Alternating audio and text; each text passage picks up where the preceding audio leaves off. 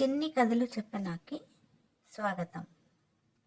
సింహము నక్క ఏనుగుల ఒక చిన్న కథ ఇది. ఒక అడవికి రాజు సింహము. సింహానికి ఏనుగు ఒక నక్క స్నేహితులుగా ఉండేవారు. సింహము అడవిలోని జంతువులన్నిటినీ పక్షులన్నిటినీ ఒకేలాగా చక్కగా పరిపాలించేది. అడవిలోని జంతువులు పక్షులు కూడా సింహరాజుని ఎక్కువగా గౌరవించేవారు, అభిమానించేవారు. అలాగే ఏనుగు కూడా తన మంచితనంతో ఇతరులకు సహాయం చేసే బుద్ధితో అందరి అభిమానం కూడా పొందింది. ఇలా జంతువులు పక్షులన్నీ కూడా సింహాన్ని ఏనుగుల్ని అభిమానించడం నక్కకి నచ్చలేదు. ఒకరోజు జింకకి దాహం వేసింది. అది నీళ్ళు దొరక్క తిరుగుతూ ఉంటే ఏనుగు జింకని దగ్గరుండి తీసుకొని వెళ్ళి ఒక మంచినీటి వాగును చూపించి నీటిని దగ్గరుండి తాగించింది. జింక సంతోషంగా ఏనుగుకి తన కృతజ్ఞతలు తెలియజేసింది. ఇది దూరం నుండి చూస్తున్న నక్కకి ఏమాత్రం నచ్చలేదు.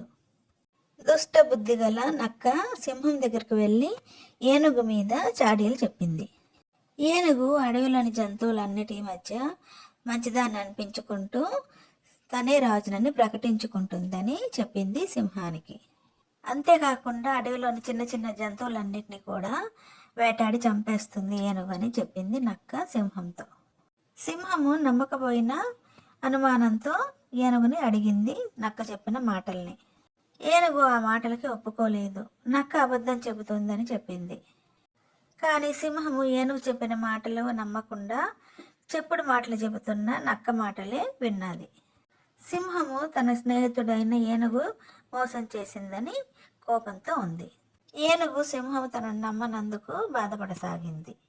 ఇద్దరి మధ్య వైరం తెచ్చినందుకు నక్కకి సంతోషంగా ఉంది. కానీ ఒకరోజు అడవిలోని చిన్న చిన్న జంతువులన్నిటినీ ఎవరికీ తెలియకుండా మాయం చేసి తినేస్తున్న నక్కని పట్టుకోగలిగాయి అడవిలోని జంతువులు. అడవికి రాజైన సింహం దగ్గరికి నక్కని తీసుకుని వెళ్ళి విషయాన్ని చెప్పాయి జంతువులన్నీ కలిసి. సింహానికి అసలు విషయం తెలిసి వచ్చింది. తమను మోసం చేసి ఇద్దరి మధ్య గొడవ పెట్టింది నక్కే అని తెలుసుకుంది సింహము. వెంటనే ఏనుగుని పిలిపించింది. తన మూర్ఖత్వానికి క్షమించమని అడిగింది సింహము ఏనుగుని. నక్క సింహాన్ని ఏనుగుని కూడా క్షమాపణ కోరింది.